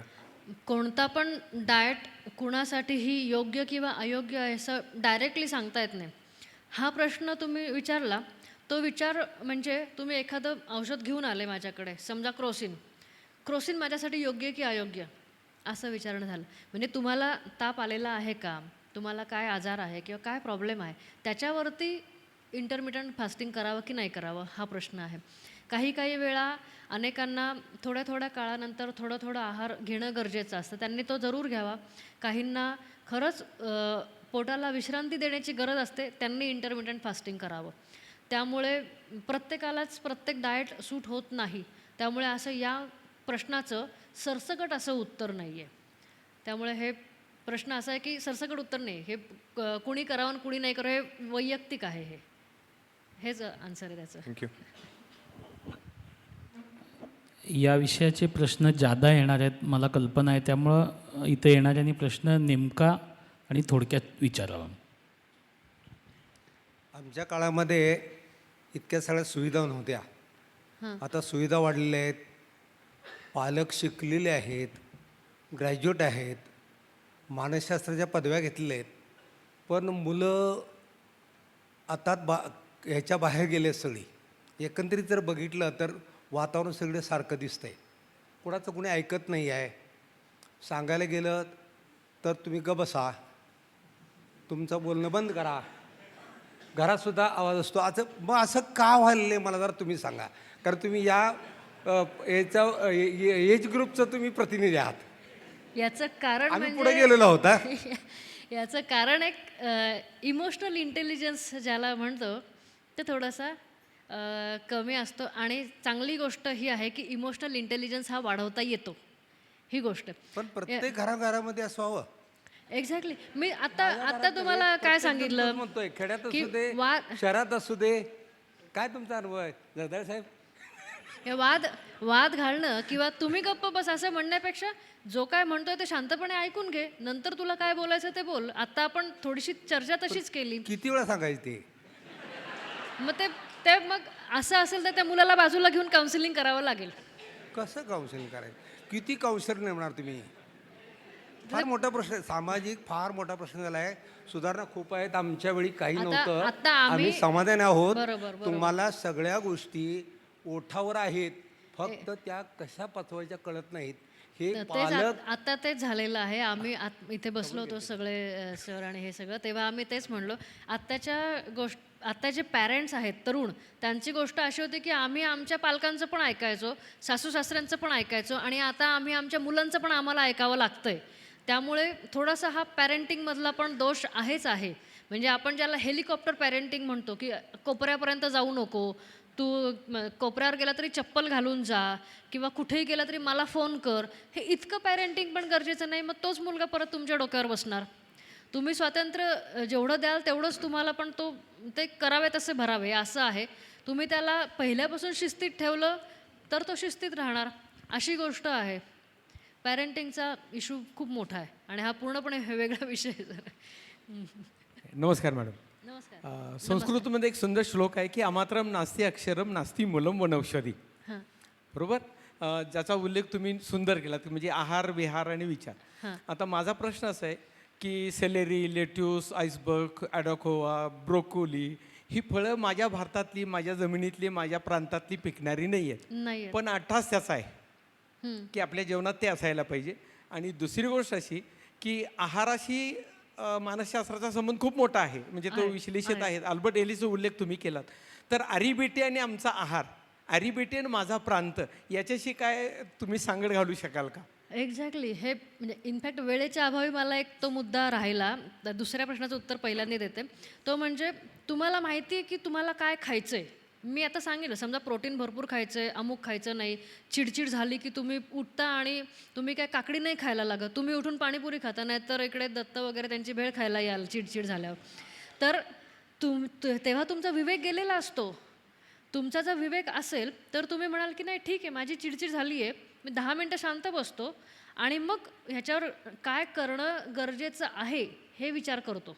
मला काय करावं असं वाटतंय त्यापेक्षा काय करणं योग्य आहे ह्याचा विचार करतो, आणि मग मी पुढं काय ते बघतो.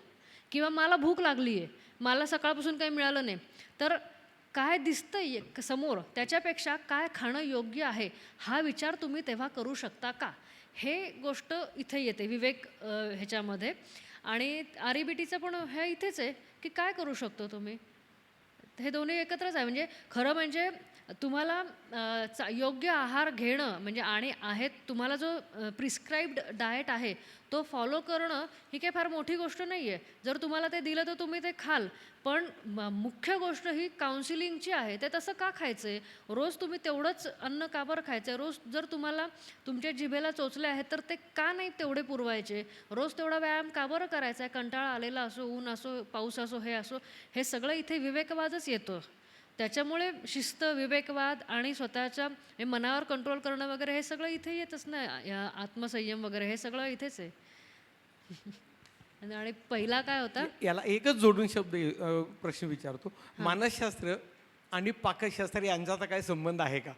मानसशास्त्र आणि पाकशास्त्र असू शकतो. कारण जे मी विचार करते छानपैकी तो पदार्थ छान होतात, चांगल्या मनाने केल्यावर चांगलं, हे एक अनुभव आहे. ह्याच्यावर प्रयोग किती झालेत किंवा काय मला तरी माहीत नाही.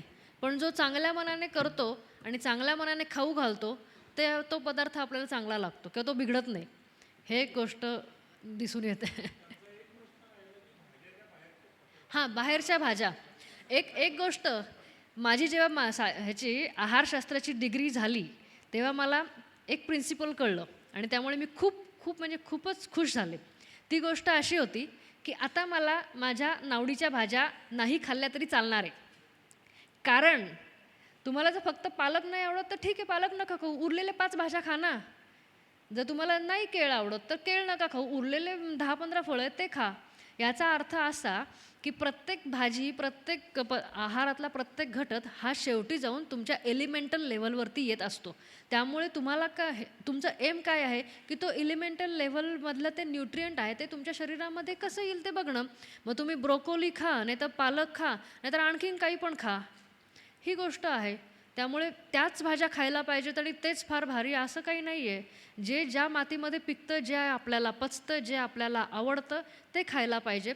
फक्त हे आहे की तुम्ही पालेभाज्या पण खा, फळं पण खा, तुम्ही थोडेसे कार्बोहायड्रेट्स पण खा, प्रोटीन्स पण खा, फायबर पण खा. म्हणजे मला एक एक तर एक कोणता तरी पदार्थ खात राहायचा आणि एखादा पदार्थ किंवा एखादा अन्नगट पूर्णपणे विसरून जायचं असं मात्र करू नका. हे प्रिन्सिपल आहे आणि हे समजल्यानंतर मला खूप आनंद झाला होता. मला वैयक्तिकरित्या पालकाची पातळ भाजी जी आपण नेहमी मराठी पद्धतीने करतो ती आवडत नाही. मग म्हणलं ठीक आहे, ती खाल्ली नाही तर चालेल. मग आपण काय खाऊ शकतो? पालकाचा पराठा खाऊ शकतो, पालकाची कोरडी भाजी खाऊ शकतो, आणखीन काय काय करून खाऊ शकतो. हे समजून मला स्वतःला खरोखर सांगते वैयक्तिकरित्या आनंद झाला होता. हे सर प्लीज. नमस्कार मॅम. नमस्कार. ओव्हर थिंकिंगबद्दल तुमचं काय मत आहे? कारण आजकाल यूथमध्ये किंवा फॅमिलीजमध्ये खूप प्रमाण वाढत चाललं आहे कशाबद्दल? Over thinking. ओव्हर थिंकिंगचं प्रमाण खूप वाढतं, ही गोष्ट खरीच आहे. आणि ओव्हर थिंकिंगमध्ये पुन्हा पुन्हा रिपिटेटिव्हली तेच थॉट येतात. तर ते वाईट तर आहेतच, पण ह्याच्यावर उपाय काय आहे? तर तो उपाय म्हणजे काय विचार येतात आपल्याला ते लिहून काढायचे आणि त्याच्यावर मार्ग काय आहे तो पण लिहून काढायचा आणि मग तो जो मार्ग आहे तुम्हाला जो काय सुचला आहे तो आचरणात आणायचा. ही गोष्ट आहे. म्हणजे साधी सोपी गोष्ट आहे ती म्हणजे डायरी लिहिणे. ही खूप चांगली गोष्ट आहे ओव्हर थिंकिंगसाठी. याचे कारणं सांगते. जेव्हा तुम्ही लिहिता तेव्हा तुमच्या विचारांची गती कमी होते आणि जेव्हा तुम्ही वाक्यरचना तयार करता तेव्हा तुमच्या विचारांची गती अजून कमी होते. तुम्हाला काहीतरी क्रिएटिव्ह करावं लागतं. त्यामुळे तुमचं ओव्हर थिंकिंग आपोआप कमी होतं. आणि लिहिल्यानंतर तुम्ही दोनदा तर नाही ना लिहू शकत एक गोष्ट. समजा एक विचार तुमच्या मनात झाले की मी मित्राला तसं बोलायला नको होतो. तुम्ही विचार कराल 50 वेळा, लिहिणार किती वेळा? शेवटी हाताला पण कंटाळा येतो. मग तुम्ही ते सोडून देता आणि दुसरं काहीतरी विचार करायला लागता. ही एक गोष्ट. आणि दुसरी गोष्ट म्हणजे एक प्राणायामाचा किंवा दीर्घ श्वसनाचा या सगळ्या गोष्टींवरती खूप चांगला उपाय होतो. दीर्घ श्वसन आपण ओव्हर थिंकिंग केव्हा करतो? जेव्हा आपल्याला काहीतरी प्रॉब्लेम वाटतो, जेव्हा आपल्याला ती घटना बदलून काहीतरी वेगळं व्हावं असं वाटतं किंवा त्यापासून धोका वाटतो किंवा ती घटना घडलीच नसती तर बरं झालं असतं असं जेव्हा आपल्याला वाटतं तेव्हा आपण ते ओव्हर थिंकिंग करायला जातो. तर जेव्हा आपण जेव्हा आपण दीर्घ श्वसन करतो तेव्हा आपली वेगस नर्वस सिस्टीम ॲक्टिवेट होते. थोडक्यात आपल्याला शरीराला जो मिळालेला संकेत असतो की मी संकटात आहे, तो संकेत हळूहळू कमी होत जातो आणि आपल्याला संरक्षण आहे, मी संरक्षित आहे, मी सुरक्षित आहे आणि मला छान वाटतंय ही जाणीव हळूहळू व्हायला लागते आणि तुम्ही शांत होता आणि तशाच प्रमाणे दीर्घ श्वसन जसं वाढवता तसं तुमचं ओव्हर थिंकिंग कमी होतं. हे त्याचे आम्ही सांगत असलेले उपाय आहेत. नमस्कार मॅडम. नमस्कार. आमच्याकडं मॅडम आमच्या एरियामध्ये किडनी फेल्युअर्सचे प्रमाण आणि डायलिसिसचे प्रमाण वाढत चाललेले आहेत. त्याच्या मागची कारणं काय असू शकतात?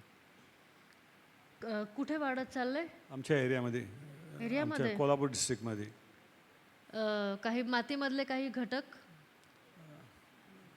पाण्यातले असतील कदाचित. पाणी, फ्लोरीन आणि ह्या सगळ्या गोष्टी. हां, केमिकल्स, कॅन्सरचे प्रमाण वाढत चालले आहेत. टेक्स्टाईलचे केमिकल्स हां आहेत.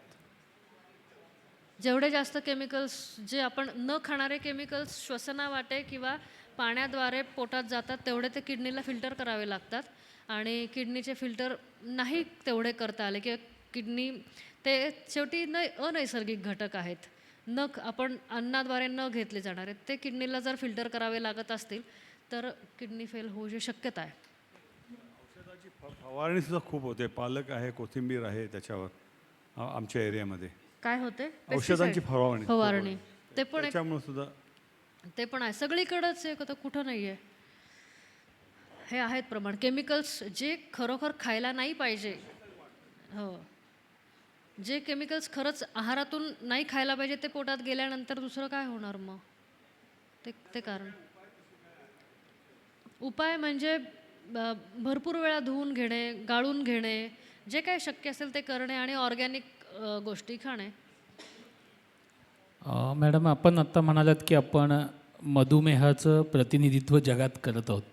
तर मधुमेहाची ॲक्च्युअल रेंज काय आहे? कारण मेडिकल लॉबीचा एक त्यामध्ये हस्तक्षेप असतो का? आम्ही ऐकून आहे की त्याची रेंज कमी जास्त होते. तर ॲक्च्युअल रेंज काय आहे? ती कशी ठरवली जाते किंवा कशी ओळखावी? रेंज आता इनफॅक्ट मेडिकलचा विषय आहे हा. 5.6 5.7 वगैरे HbA1c वगैरे हे सगळे होतात.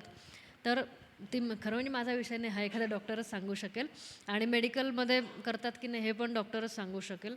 पण माझ्याकडे हे आहे तो म्हणजे आहार. तर त्या आहाराबद्दल सांगू शकते की जो तुम्ही कन्सिस्टंटली अनेक वर्ष चुकीचा आहार घेतलात तर मात्र आपण मधुमेहाकडे जात राहतो. आणि एक ऑब्झर्वेशन निरीक्षण असं आहे की आपल्या आईवडिलांना जरी नसेल आणि आपण वर्षानुवर्ष बसून काम करतोय, आपली जाडी वाढते, आपलं वजन वाढतंय, वर्षानुवर्ष आपण भरपूर कार्बोहायड्रेट्सचं प्रमाण खातोय, तर मात्र मधुमेह होऊ शकतो. हे एक गोष्ट आहे. मॅडम माझे 2 प्रश्न आहेत. हां. पूर्वी खाण्याचे पदार्थ आणि हे सर्व काही फार कमी होते. हो, जेवढी मुबलकता आज आहे तेवढी पूर्वी नव्हती. बरोबर. तर त्यावेळी पण लोक कमी अन्न खाऊनसुद्धा त्यांना कुठल्याही डिफिशियन्सीज नव्हत्या. आणि आज प्रत्येक ठिकाणी हे पाहायला मिळतं, याला जीवनसत्व कमी आहे, याला B12 कमी आहे. मग हे कशामुळे झालं? की याच्यामध्ये ज्ञानामध्ये संवर्धन झाल्यामुळे हे सगळं निर्माण झालेलं आहे की आणखीन काही प्रकार आहे? मुळात म्हणजे 2 गोष्टी इथे आहेत की एक म्हणजे पूर्वी पॅकेज फूड नव्हतं, तेव्हा अन्न जे काय होतं ते ताजं असायचं. जे काय असायचं ते बिना केमिकल्स किंवा बिना प्रोसेस असायचं. तिथल्या तिथे पिकलेलं तिथल्या तिथे आपण खायचो. खूप दूरवरती ते नेलं आहे, खूप दिवस टिकवायचा प्रयत्न केला आहे, खूप प्रक्रिया केली असं नव्हतं. त्याच्यामुळे ते न्यूट्रिएंट्स मिळत होते, ही एक गोष्ट झाली. दुसरी गोष्ट म्हणजे मुळातच इतके आहार असतात, इतके आजार असतात आणि इतक्या डेफिशियन्सीज असतात, हे शोधसुद्धा आत्ताचे आहेत. मुळात इन्शुलिन या हॉर्मोनचा किंवा हॉर्मोन या गोष्टीचा शोधच 1900 साली झाला आहे. त्याच्यानंतर बाकी सगळ्या गोष्टी आल्या. आणि त्याच्यामुळे तुम्ही हे विचार केला की भारत स्वतंत्र झाला तेव्हा भारताचं सरासरी आयुर्मान हे खूप कमी होतं, 30 वर्ष वगैरे. म्हणजे 30व्या वर्षी सगळे मरत होते अशातल्या गोष्ट नाही आहे. पण लहान मुलं जाण्याचं प्रमाण खूप जास्त होतं. वय 60 65 70 वगैरे इतकं पण खूप जास्त सगळ्यांचे तिथपर्यंत वाढत नव्हते. ही पण गोष्ट आहे. त्यामुळे आता लक्षात येतं ही चांगलीच गोष्ट आहे. आणि दुसरी गोष्ट म्हणजे पॅकेज फूड खाणं ही वाईट गोष्ट आहे. दुसरी गोष्ट अशी आहे की जे आता आहार आपल्याला मिळतं आहे त्याचा कस कमी असल्यामुळे ह्या डिफिशियन्सी निर्माण होतात का मानसशास्त्राप्रमाणे टेन्शन्स वगैरे हे असल्यामुळे हे डिफिशियन्सीज जास्त होतात? खाण्यामुळे किंवा विचारामुळे कशामुळे जास्त? डिफिशियन्सी या खाण्यांमुळे निर्माण होतात. आणि मुळात नुसतं खाणं नाही, म्हणजे तुम्हाला जर एखादं आयर्न इतकं पाहिजे तुम्ही तितकं घेतलं तर तेवढं महत्त्वाचं नाही, पण ते तुमच्या शरीरात ॲब्सॉर्ब होतं आहे का, म्हणजे शोषण होतं आहे का, ते पण तेवढंच महत्त्वाचं आहे. म्हणजे तुम्ही त्या लोहासोबत लिंबू घेताय का, कॅल्शियमसोबत तुम्ही दूध घेताय का, हे घटकसुद्धा तेवढे महत्त्वाचे आहेत. म्हणजे आणखी एक गोष्ट की समजा तुम्हाला सोडियम काही मिलीग्रॅम पाहिजे आणि तुम्हाला दुसरा कोणता तरी घटक काही किलोग्रॅममध्ये पाहिजे आणि त्या किलोग्रॅममध्ये सोडियम हा मायक्रोग्रॅम आहे, तर तुम्हाला 4 मिलीग्रॅम घ्यायला तो एक 4 किलो पदार्थ तुम्ही खाऊ शकता का, अशी गोष्ट आहे. म्हणजे तुम्हाला आयर्नची डेफिशियन्सी आणि तुम्ही ठरवलं की पालक खायचा, तर तुम्ही एका वेळेस 5 गड्डी पालक खाल्ल्यानंतर तुमची आयर्नची डेफिशियन्सी भरून निघणार आहे. हे प्रमाण आहे. तर मग खरंच आता आपला रोजचा आहार हा ऑलमोस्ट मेंटेनन्सवरती चाललेला असतो.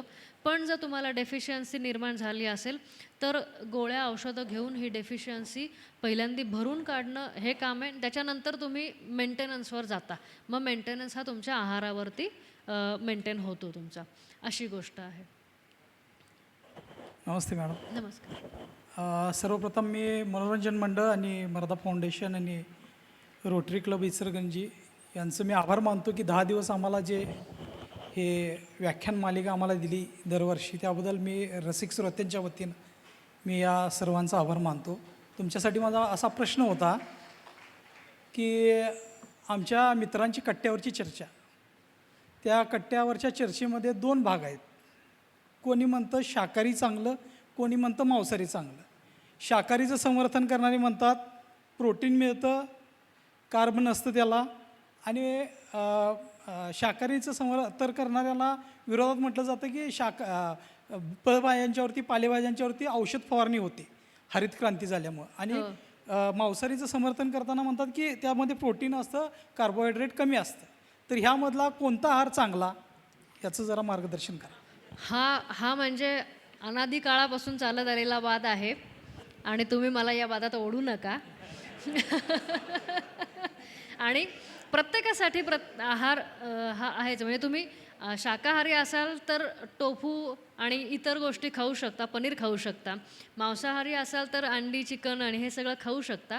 पण माझा मुद्दा हा आहे की तुम्ही शाकाहारी असा नाही तर मांसाहारी असा, तुम्ही प्रोटीन मात्र नक्की खा. नमस्कार मॅडम. नमस्कार. आजकाल मोबाईल बघत जेवण करणे किंवा टी व्ही बघत जेवण करणे हा प्रकार जास्त आला आहे. म्हणजे लहान म्हणजे मुलं ऐकत नाहीत, काही नाही. मग त्याचा शरीरावर काय परिणाम होतो हे मला विचारायचं होतं.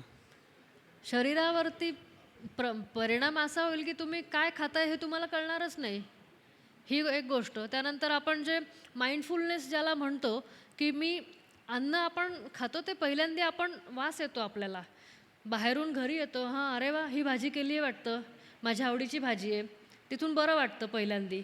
किंवा अरे काय हे रोज तीच भाजी, हे पण आपल्याला वासावरूनच कळतं. मग मूड कसा जातो आणि कसा येतो हे पहिली गोष्ट. दुसरी गोष्ट, दिसायला कसं दिसतंय. तुम्ही पोहे आहे, त्याच्यावर छान कोथिंबीर आहे, लिंबू आहे, शेव घातली, दिसायला छान दिसते. मग भले थोडं मीठ कमी असेल तर चालून जाऊ शकतं एक वेळ. पण तुम्ही ते खाता अन्न ते पहिल्यांदा वास घेऊन बघता, मग डोळ्यांनी बघता, त्याच्यानंतर तुम्ही चवीने बघता आणि मग पोट भरतं. तर हे मुलांना टेक्स्चर कळत नाही. फोन बघताना आपण काय खातोय, कोणता पदार्थ खातोय, त्याचं अन्न घटक कोणते आहेत, हा जो पदार्थ आहे तो डायरेक्ट दुकानातून पॅकेटमधून येतो का, शेतामधून येतो का, केमिकलमधून येतो का, आपल्या घरातच तयार होतो, ह्यांचं काही मुलांना पत्ता लागत नाही. म्हणजे कोणत्या पण फळांचा रस किंवा ज्यूस किंवा असं काय म्हणलं तर मुलांना हे फळं असतात, ते शेतात येतात, मग ते उतरवतात, मग त्याचं फोडी करतात, मग रस, असं काही माहितीच नाही. डायरेक्ट हां ते दुकानात मिळतं ना, असं होतं. त्याच्यामुळे त्याचा आगापिछा होत नाही. आणि त्यामुळे ते त्यांना आपल्याला जी अन्नाबद्दलची जी प्रेम आपलं आलं आहे की आपलं हरभरे म्हणलं की तुम्हाला कधीतरी शेतावरचं हरभरे काढून खाल्ल्याचं आठवत असेल, बोरं पाडून खाल्ल्याचं आठवत. त्यांना तसं काहीच नाही, सगळ्या गोष्टी आपल्या बाजारात मिळतात. असं वाटतं की सगळ्या गोष्टी भाजीवाल्याकडे किंवा किराणावाल्याकडे मिळतात, एवढंच त्यांचं ज्ञान राहतं. ही एक चुकीची गोष्ट आहे. आणि ते फोन बघत खाल्ल्यामुळे खरंच त्याचं अन्नाचं त्याचं काही अंगी लागणं, म्हणजे ते त्याच्यातले कॅलरीज मिळतील, सगळं होईल, पण त्या अन्नाबद्दल तुमचा जो नातं निर्माण झालेलं असतं तर ते नातं कधी निर्माण होणार नाही. ती गोष्ट नाही द्यायचं फोन. काय होईल, नाही खरी गोष्ट आहे. काय होईल, किती वर्षांचा, मग तो आता 18 वर्षाच्या पुढे झाला, संज्ञान झालं, तुम्ही काही करू शकत नाही. समोर मॅडम बसल्यात. पण खरोखर लहान मुलं असतील तर मोबाईल देऊन काढून घ्या. काय करतील ते मुलं, 1 दिवस उपाशी राहतील, 2 दिवस उपाशी राहतील, तिसऱ्या दिवशी जे समोर येईल ते गपचूप खातील. हेच उपाय आहे, बाकी काही उपाय नाही आहे. प्रोटीनचं शोषण होण्यासाठी सहघटक काय घ्यावेत? जसं तुम्ही मगाशी लोहासाठी आवळा, लिंबू हे सांगितलं, तसं प्रोटीनचं शोषण चांगल्या प्रकारे होण्यासाठी काय केलं पाहिजे? सोबत फायबर खाणं गरजेचं आहे. आणि नैसर्गिक प्रोटीन्स म्हणजे दही, ताक, अशा थोडेसे हे घटक खाणं गरजेचं आहे. आणि प्रोटीन पण एकाच वेळेस खूप खाण्यापेक्षा प्रत्येक आहारामध्ये प्रत्येक जेवणामध्ये थोडे थोडे प्रमाणात प्रोटीन्स खाल्ले तर ते छान पचतात. अच्छा, फायबरमुळं प्रोटीन पचायला सोपं जातं.